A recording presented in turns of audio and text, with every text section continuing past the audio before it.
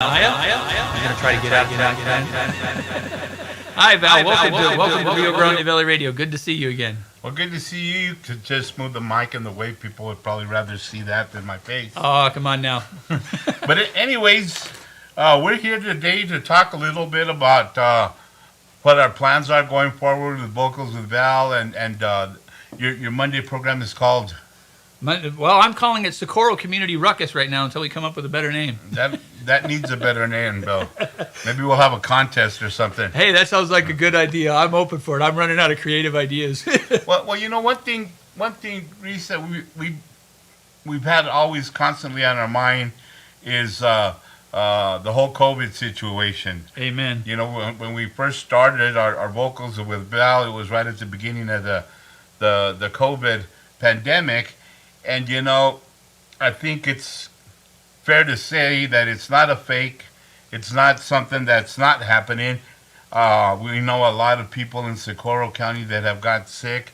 And unfortunately, a lot of our friends have passed away. So, you know, I think I'd like to dedicate my effort here with you on the memory of those folks that have gone both in the Socorro area as well as Magdalena and Alamo. You know, they've been hit pretty hard. So, you know, it's hard enough to lose somebody, but then when the effect of COVID is taking them as well, it just makes things rough. Yeah, especially when people are denying it in some regards. And there's been like I said, it's been difficult. A lot of people have passed. I think we're nearing 500,000, a million nationally. Yeah. And it's like I says, last I looked at the positivity rates, they were coming down, but I think, it is really drastic. I know Kenny lost his, Patrick Gonzalez passed. I know Thomas Jackson, his dad just passed and was doing healthy and lifting up windmills, just before that whole thing. And, it can happen suddenly. Some people get through it and it's not a big deal, but it's a very real thing. We lost 2 chapter presidents at Alamo. You know, that was pretty trying for the whole community up there. So I know it's been hard. The good thing is that I'm hearing that people are getting a little bit sick, but they're not having to go to the hospital, and they're getting through it more often. So that's encouraging to me. My daughter tested positive, but she didn't have very many symptoms. Yeah. And we isolated her a little bit, and everything's going good now. So I just wanted to mention that, and I think one of our future vocals with Val will be with the hospital staff again, so we can get some good, accurate data as to what's going on in the county. Yeah. They're always willing to come on and talk to us. Yeah, I've had some good interviews with Veronica Pound over there, and I'd be happy to have her back on because I think it's important to get some of the advice and the insights from our medical community here in Socorro. Yeah. So why don't we move on to some positive stuff? Sounds good. We just did the census last year, and because we did the census, the state legislators get to redistrict the boundaries for our state representatives and state senators, and Socorro was actually affected quite a bit. Yeah, you said like we're like the junction of 3 different districts now.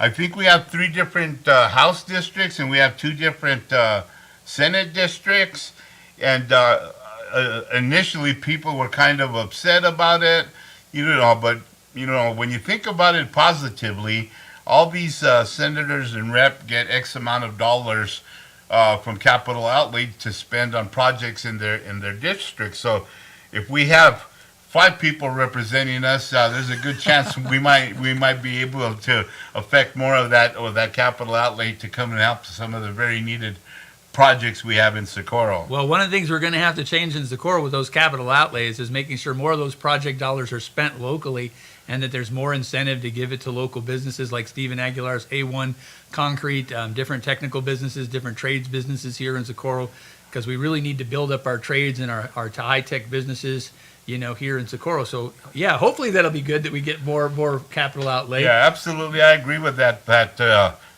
These businesses that we have locally can hire more people, and in turn, those people get to spend money here in our restaurants and our own Walmart and small businesses, especially to keep them alive. And in turn, the the city and the county get more tax dollars back. So Right. it's a win-win-win-win situation. Well, think about Sheriff Armillo and the sheriff, the county sheriff's office, or even the police office here with the city of Socorro Police. You know, they send a cruiser, a new truck up to a dealer up in Albuquerque to do the retrofit, to add the light bars, to put all that stuff in. They send it to someone outside of Socorro to do that, and they have to have a driver for the day, go up there, drop that car off, bring that car back, and that's the time that they're out of duty. Well, right next to the sheriff's office is C-Bar and D Outfitters, truck outfitters, and they've got at least 6 or 8 bays of garage. If we could get some kind of private partnership between them, help them develop the staff and the resources to outfit our emergency vehicles and things right here in the city of Socorro, we not only gain that local business here and those tax dollars, but we also gain the hours that aren't spent taking those vehicles out of the county to get retrofitted and bringing them back. And those kind of opportunities are all around us in Socorro. Like I said, so when we get the capital outlay money, does it stay in Socorro or does it go right out? And how are we wasting that money on travel and per diem and sending somebody outside to get work done elsewhere that we could find a partner here in Socorro to do? Absolutely, it's all about efficiency. Yeah, and money. Yep. And So, money. we did mention this year is an election year, so our House of Representatives will be redistricted, and we will basically have 3 races in Socorro County. Wow. You know, so one of them is just for the Alamo district that goes on to Cibola County, and the other 2 share the north and south parts of the county.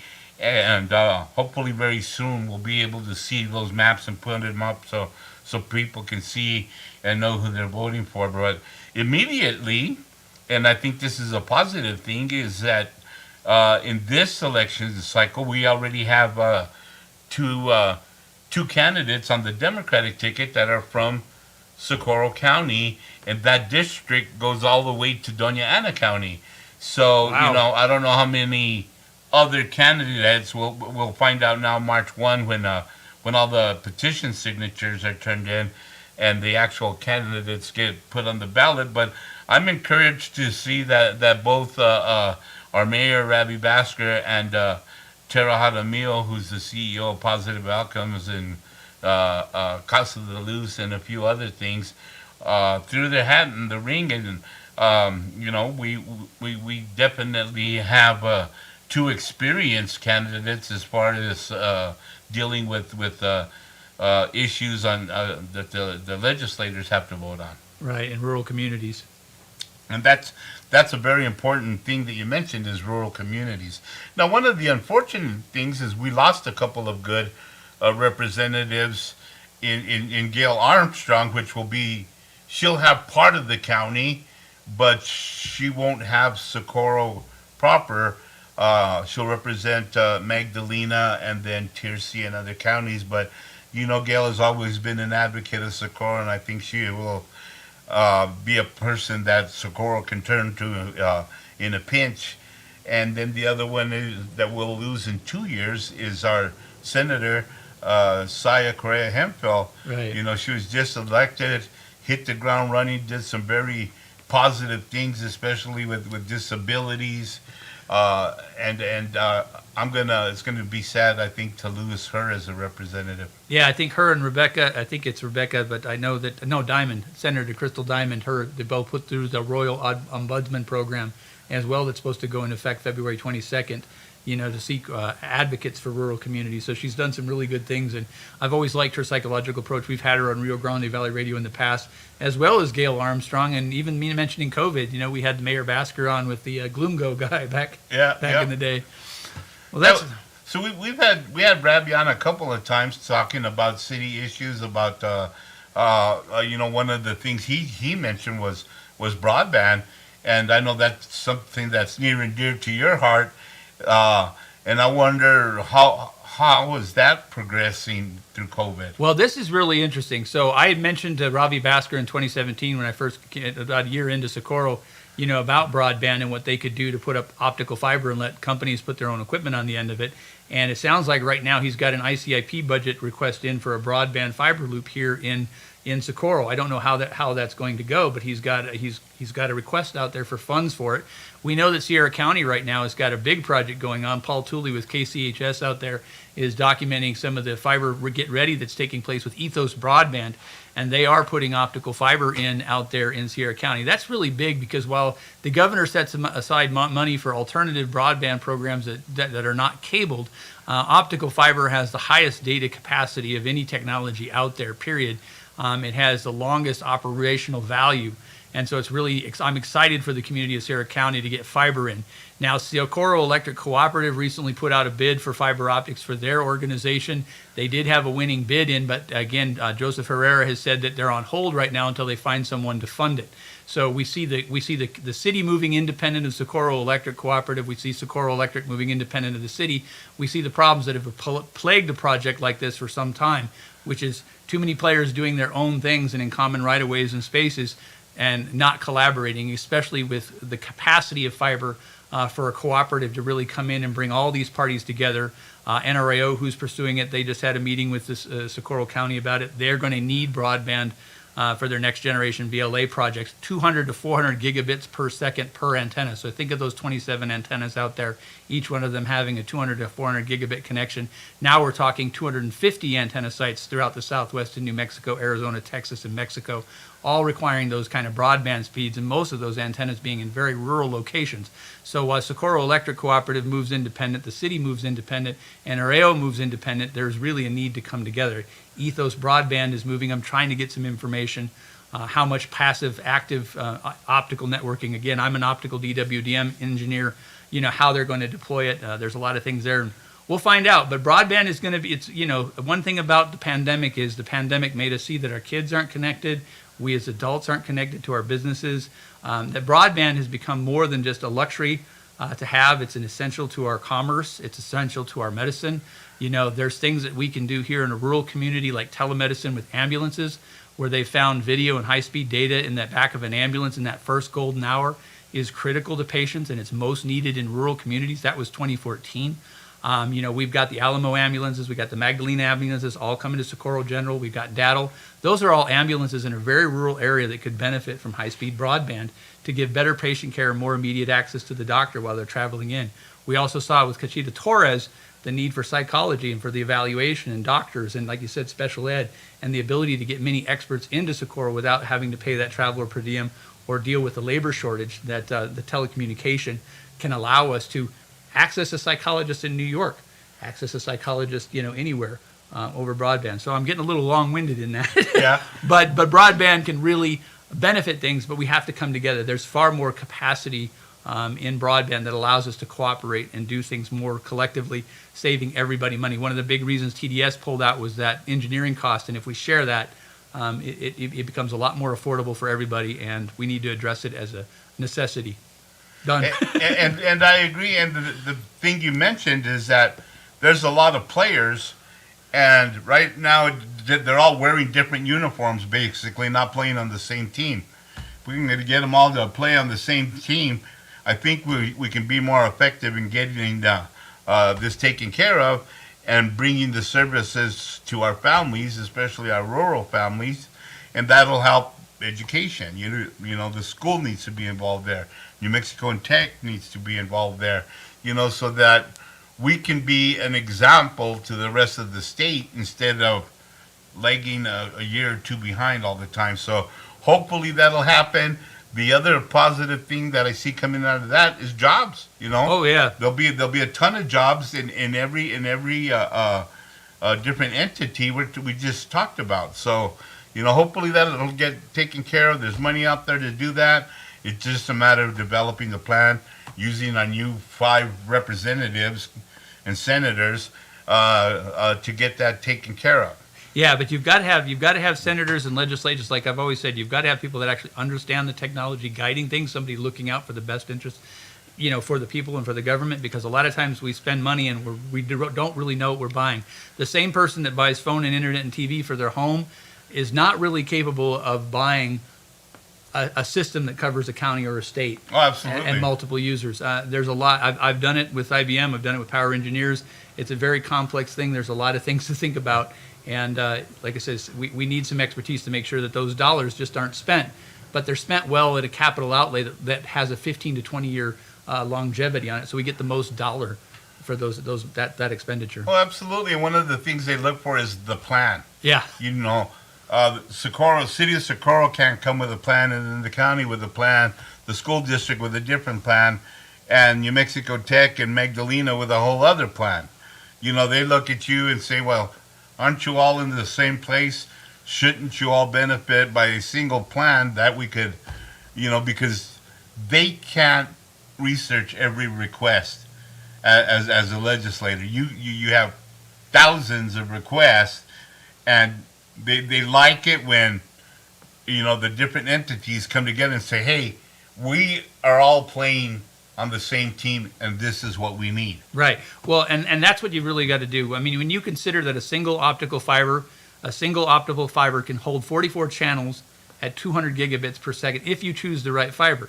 And that cities of Berlin, and Burlington, Vermont, you know, has over 96 counts of fiber moving through that city independently. That's 48 different networks that can run on that one fiber.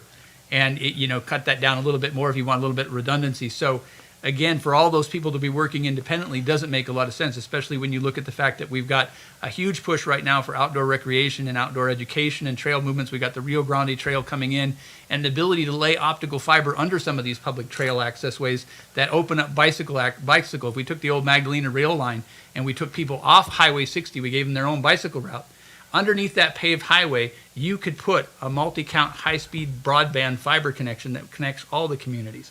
So when we start tying in these trail systems with fiber optic deployment, we start adding recreational value to our community. We add accessible high-speed internet under a protected pathway.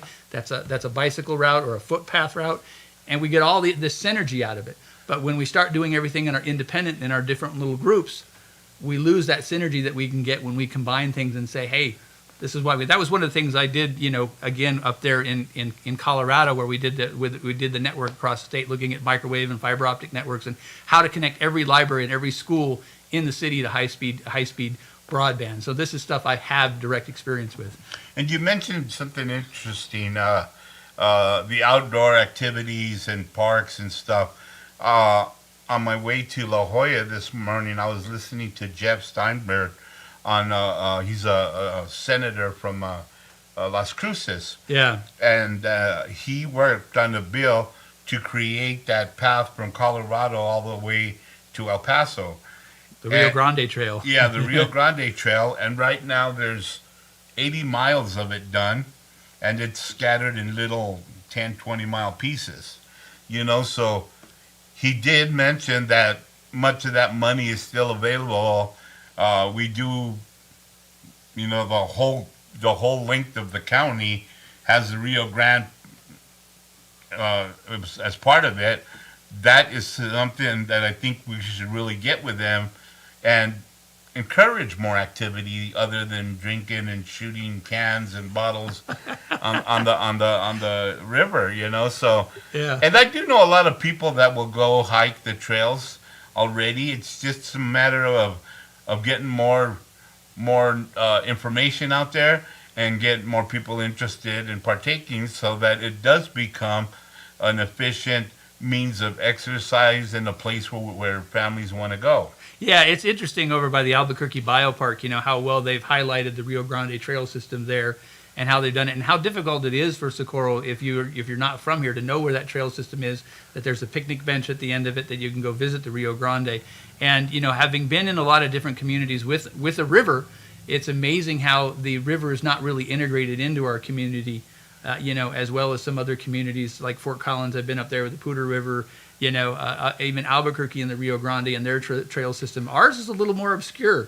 If you're passing down California Street, do you really know? And if you go up to Lemitar, do you really know? If you're a local, and it seems obvious. Yep. But if you're not, you really don't know what the recreation facilities are there. And like you said, with the hodgepodge of 80-mile pieces, again, if we could pull people together, there's a lot of synergy to make those things happen.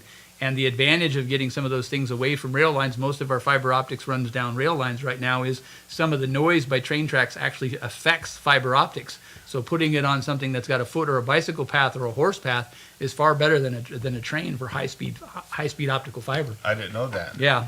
Well, we do have Escondido Lake, and we have quite a few fishermen that go out there. Yes, we do. And I got a few people that'll bring me some of their catches, and I enjoy that. Yeah. So as we progress now to the river, we have to talk about farming. Okay. You know, and I think one of the things that concerns a lot of farmer, I was in a conversation this morning with Glenn Duggins, and he was telling me that one of the dams is inoperable right now because they're getting a renovation done in it. El Vado Dam. Yeah. And that means that a lot of the water that is stored for irrigation isn't going to be available. The reservoir isn't there. Yep. Yeah. So that's a big concern of his, and they'd like to see a lot more snow-packed mountains to help alleviate that. You know, that affects all our farmers. Again, the Middle Rio Grande Conservancy District runs from Albuquerque all the way to the end of our at San Marcial where it empties out. So all our farmers benefit for that, and they've been through a lot of hard times already. It'd be nice to see them have some prosperous, easy summers. And another thing that goes with the farming is getting the workers there. You know, we talked a little bit about labor, and we're going to talk a little bit more about that concerning the school district. But you know, farming is hurting for laborers. You know, I talked to Linda Rosales like about a year and a half ago, and she goes, I don't mind paying the wages that minimum wage demands, but my workers aren't as efficient as they were 10, 20 years ago. You know, so she's having to get more workers to do the same amount of work and pay more, so that affects both the cost and the profit. So I can see where her concerns are. Yeah, I remember interviewing her, and I think she said 75 cents. But that work is a really big part, and it's hard work.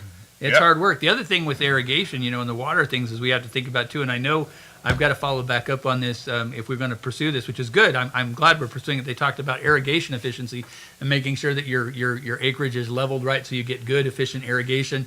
We're also going to be putting additional demands on agriculture from our traditional markets as recreational marijuana and marijuana crops, you know, come into New Mexico. Yes. And that's going to put an additional demand on that. And I'm wondering how that's going to impact, because I know, like it says, even my friend Doug and Kathy and their irrigation with their fields out there, you know, they were a lot of stress this year whether they were going to have enough water or not. And that chili, I mean, sometimes, like it says, the water doesn't arrive when you need it. And that's what that reservoir is all about, is making sure that there's that flow when you need it. And that, again, chili is the New Mexico signature. And we were pretty afraid we weren't going to get, you know, that I think it was the red chili crop this year. Well, you know, I talked to one of the professors at New Mexico Tech who did a paper on this. Yeah. And she mentioned with global warming and the way the situation is right now, New Mexico will probably lose the whole chili crop within 20 to 30 years. Oh, my gosh. You know, so that, and I was carrying that paper to all the legislators and showing them that, and I think they all see that. Yeah. But who's going to come up with a plan?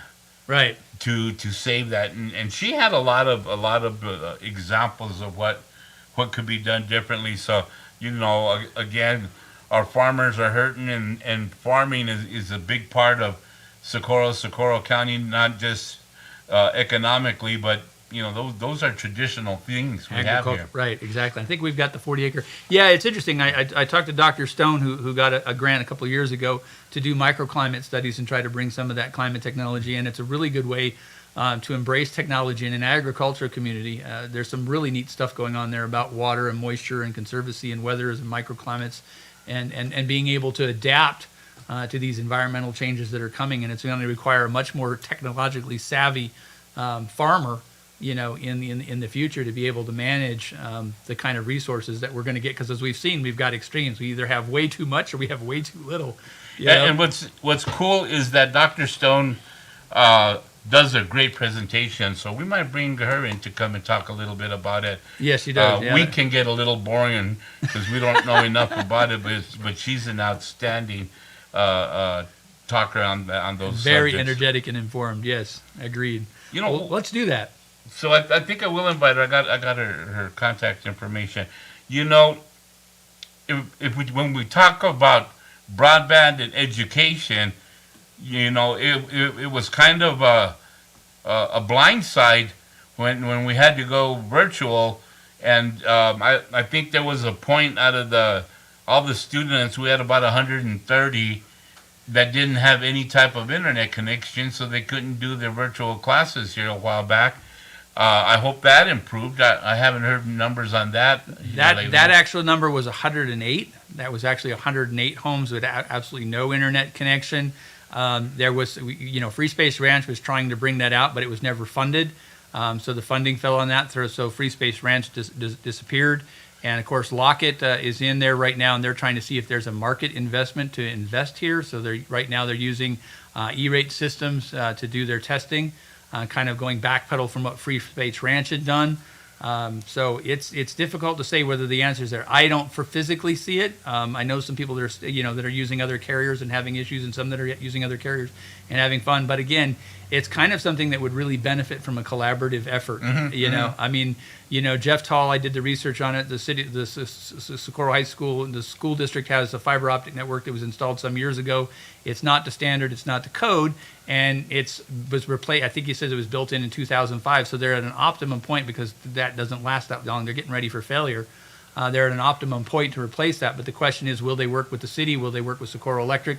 Again, all this discontinuity. And when you look at the code issues and the violations that are with the Socorro Consolidated School District fiber, we really have to ask who's overseeing things and making sure that it's done right and getting the best value. So that 108, I don't know. I wish it was better. I did my part to try to make a difference. But, with my lawsuit and with the lack of funding, that was it. I can technically do things, but despite all that, we have a lot of success stories in our school district. Our kids are getting educated. I go on the Socorro Consolidated website and we see so many great stories. Our wrestling team, the athletics, all the athletic teams are thriving. Go Warriors! That's a great thing. Yeah. And I wanna send a big shout out there to all the teachers and parents that post on this website, because we have folks like Stephanie Martinez, Jill Madrid, Josefina, Rhiannon Ross, who's a teacher as well. Yeah. So thank you guys for keeping us informed as to what our kids are doing out there and all the successes that we're having despite all the trials and hoops you got to jump through. Y'all are doing a great job, So I think they have to be commended for that. And what I like is that I'm seeing a lot of questions being asked by both school boards, teachers, parents, to try to get to that next level. Mm-hmm. I'm one of the parents that has a kid with special needs, and I saw a lot of good progress happen over the last 2 or 3 years, and I'm very optimistic as to where that's going. The Yazi Martinez lawsuit that was filed against New Mexico PED, one of the things that happened out of that is that every school district has to have an equity council to address some of those questions in that lawsuit. And I'm part of that council along with one of the counselors, Ms. Fuller, and she's doing a great job leading that. So I think, the things, the cogs are starting to connect a little bit better. Can they be improved? Absolutely. I think we can always have improvement. And I'm on the side of our educators in Socorro County and the whole, all the districts in Socorro County. Yeah. We have a show coming up Friday, Upward Bound. Mm-hmm. And Denise Contreras got a hold of me and asked if she could do one of the shows. So we're going to have some videos on that. If you parents want to know more about Upward Bound and what it's about, please tune in. Look at our we're going to put some videos out. She did a couple of YouTube videos. Fantastic. So there's going to be some information concerning Upward Bound and how you could get kids involved. What's great about programs like this is that if there's a need in the community, then the money's there to satisfy the need. If she don't get more kids to sign up for Upward Bound, then that money goes away. So it's not an issue that you got to bring a kid with and $100. It's something that's focused especially on low income families. So we're gonna let Denise explain more about that on Friday. But I'm looking real forward. She's gonna have some of the students there. They're very eager to talk to us, and I think that's going to be a very fun thing to talk about. That's fantastic. Yeah, that's a good partnership with New Mexico Tech, who also provides the instructions to that program and brings them in. So and that's Vocal with Val. We're going to do that at 10 a.m. on Friday. Is that correct? That's correct. All right. And we've actually got that program name, but this one needs help. Yep. Roadrunner Ruckus. But okay, so that's coming up Friday, and then we'll be back Monday. Again, we'll do more of this, follow up on some of the issues that we've talked here. It's real important to, like it says, be part of our community and keep you guys informed on things. We're facing a lot of challenges, like our kids in school right now. There's a lot of focus on that. The teachers just got a pay raise. They're working on, I know Rebecca Dow and some other are working on trying to do $43 million for cybersecurity. Even in the middle of all this pandemic, cybersecurity has really been an issue, and some of the schools have been shut down because of it. I know Magdalena had a couple of attacks when I was there. It's a real issue, and we've got some challenges ahead of us. But we're, like I said, with the athletics and many programs, despite all our adversities, we're still doing really well. Well, and then one of the other things we wanted to talk about a little bit is that we had one of our district court judges retire last year, and Roscoe Woods was appointed to that position, and I think that's an important position for people of Socorro to recognize. Yeah. Is that district encompasses a very large area, including Torrance, Sierra, Catron, Socorro County. So there's 4 counties there, and there's only 3 judges. And one of the judges lives out in Torrance County, one lives in Sierra County, which are the 3 populated counties are Socorro, Torrance, and Sierra. So I think it's nice to have somebody from Socorro in that position. I don't know if anybody else has filed to run, and Roscoe has collected petitions to hold that position. Right. He'll have to run against an opponent this first time, and if he was to win, then it's just a retention vote after that. Right.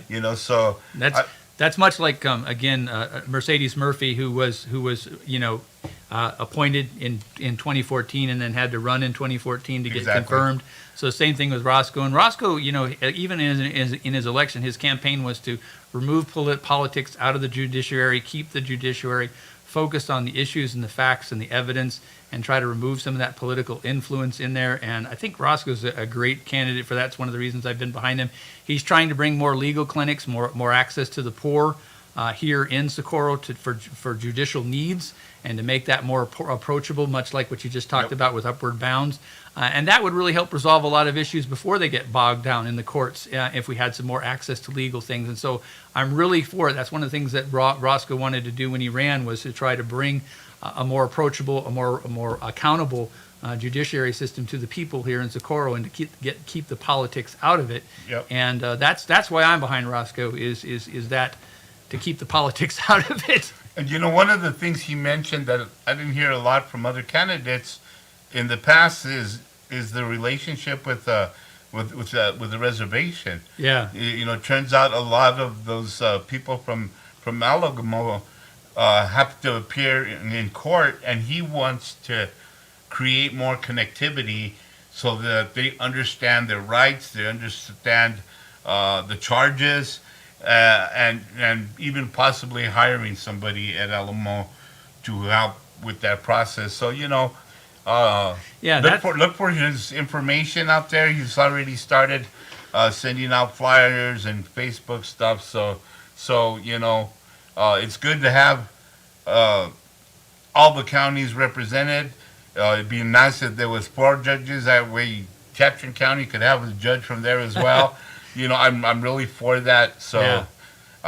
I did want to talk about that as well, and that kind of gives us a little bit of an idea of what we're going to do between now and June. We have people running for Attorney General. We have people in office already, like Gail Armstrong. Will continue to talk to her Right. throughout this whole process. One of the ones I wanted to talk about that I think would be very enlightening is our land commissioner, Stephanie Garcia Richards, and she wants to talk about what the land commissioner does, the permanent fund that's one of the largest in the nation, how that affects stuff like education. So that would be very informative when we get to speak to her. So Well, you got I think we have a pretty good agenda going forward. If Val can keep on his toes and get all these contacts made so that we can get them in here, I think that would benefit the community greatly in distributing good information to them. Well, and I will do my best to help you with those contacts and keep it up and just make it available. And folks, again, Rio Grande Valley Radio is a listener-supported station. We're here locally in the city of Socorro. There's a donate button on the bottom of our radio player that we have, and it's our listeners that keep us here because this is important to community. This is part of our free speech, and it's real important to inform you, and we really appreciate the opportunity to come in front of you here with Rio Grande Valley Radio and Vocal with Val and do that. And we're going to try to do more consistent things like we've done with Keepers of the West with Val, and having a news program here on Mondays at 1 o'clock in the afternoon, and having a special Vocal with Val interview on Fridays. Kind of gives us a good beginning to our week to let us know what's going on, what kind of issues are happening, what kind of events and what kind of successes we have, the positive sides, and then interview some of the key places. Like this coming Friday at 10 a.m., we're going to be interviewing Denise Contreras with Upward Bound, and that should tell us a lot about some of the programs that are right here in Socorro helping our youth.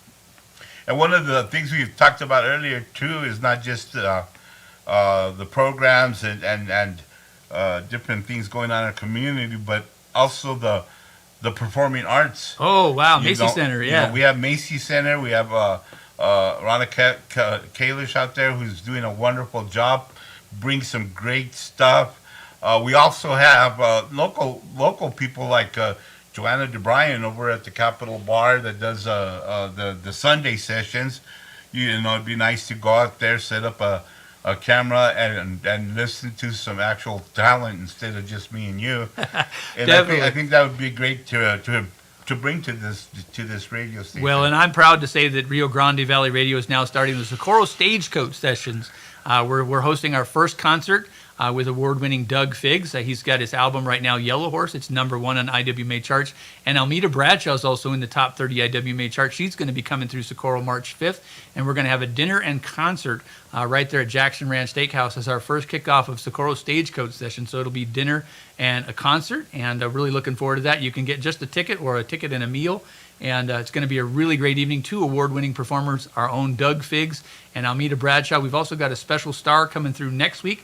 We're hoping to have an interview with him, and I'm really excited about that. I can't reveal who that is yet, but as soon as that comes through, I'll let you know. But yeah, Rio Grande Valley Radio is going to be doing it. We'd be happy to be part of Capitol Bar. We did some work with Capitol Bar with Dave Thomas when we did our Science Saturdays.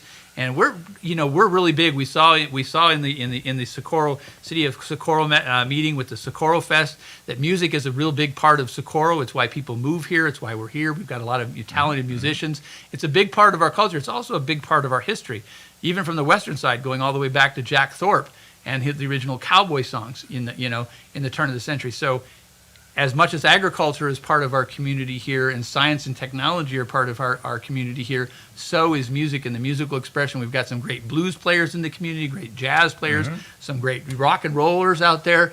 And, Rhonda Kalish does a great thing over there at Macy Center. We're trying to bring some more of that in because we've got a lot of talent that passes through Socorro, and it can do a lot to stimulate our businesses. And I like to remind everybody that a musician is a small business. Absolutely. You know, Just like an artist. just like an artist. Yeah. And when we support our artists and our artists and small businesses, we support the culture that gives vibrancy and beauty to our lives, whether that's music or painting or any of the forms of art out there. So art is a real big part of Rio Grande Valley Radio, especially music. And when you go to the Doug Pig concert at Jackson Steakhouse, you better order a steak because everybody else is going to be eating around you, and you're not going to be able to take it watching all those people enjoy a good meal out there. So that's the other thing that Socorro has is great food. Oh man, does it ever? And you're so right about Jackson Ranch. I mean, he's an executive chef. He's a champion chuck wagon cook. He competes in cowboy events as a chuck wagon cook. And amazing food there. But, we also want to send a shout out to Deidre and Jason Vincent, Yo Mamas, who got Restaurateur of the Year, during COVID. I mean, they're putting up patios and everything, and they got I know they were close a year before, and they finally got it this last year, and I was really excited for them. So we got some great restaurants here. The Capitol Bar just got a $50,000 grant to put coffee in and more things. Yep. And, done some good revitalization there. So, as we get through this COVID thing and we get to this Omicron variant where we catch it, but it's not that bad. Yep. And we have great little food trucks popping up now. Oh, man. You have Sophia's Mexican restaurant, and the good thing about these restaurants, La Pasadita, Don Juan's, is that they also give to the community. Right. Oh, very much so. So it's another one of those things that they hire people locally. They help support our teams, our athletics. Yes. Boys and Girl Scouts. If somebody passes away, there's a family member lost. They're there to contribute some food, and I know Sophia's donates tables and chairs. So these are people that live with us, and we need to. You don't need to go all the way to Albuquerque or Las Lunas to get a good meal. It's happening right here in Socorro. And we know Stephen Rojas that we've interviewed before on Vehicle with Val. His family, Becky, was having a difficult. I don't know what the conclusion of that is, but I know that they were going through a very hard time with her medically. And I pray that that's resolved well. I don't know at the moment, but I'm thinking about her. And speaking of businesses, Mi Jacalito, Socorro Springs. We've also got the Bodega. So we got a lot of great things here, as well as the El Camino. Yes. I think that names them all. Well, there might be another couple out there that we forgot, but we didn't do it on purpose. Yeah, burgers and more on the plaza. You guys, anybody wants to take part in our Vocals with Val, just send us a message, comment on Facebook, and we'll reach out to you, have you on if you want to host one of our events. We're mobile. We can get out there to your food truck, to your restaurant, to your barber shop, or wherever you want to do this. If you're a local business and you want to be part of Vocals with Val, we're happy. Have camera will travel. Amen. And that's a good thing, because when we had Socorro with the Socorro Chamber of Commerce in 27, I worked with Nick Keller, and we did a 10 to 15 minute interview with businesses. New businesses were allowed to come in and talk about their business. We know we got a Socorro flea market at the north end of town. So there's a lot of opportunities. We'd like to get back to doing that again and informing people about the businesses and the exciting things that are going on in here and what you can find local without hitting that I-25. Yep, absolutely. All right, Val, is that a wrap for today? I think we covered everything we wanted to cover and then some. Okay, good. Good. Well, thank you, folks, for listening to Rio Grande Valley Radio's Vocal. Well, this isn't Vocal with Val. This is our news thing. We're going to probably have to figure out what we're going to call it. Yeah, we got to get names of. Maybe we'll have a contest and. That sounds like a good idea. And name our shows. Sounds good. But then Friday at 10 o'clock, Vocal's going to be back in the studio. We're going to have Denise Contreras, and we're going to be talking about Upward Bound, a partnership between Socorro High School and New Mexico Tech, and some of the great things that are going on there to prepare our youth for their careers in tomorrow. Absolutely. All right. Thank you so much for listening to Rio Grande Valley Radio. We are going to sign off.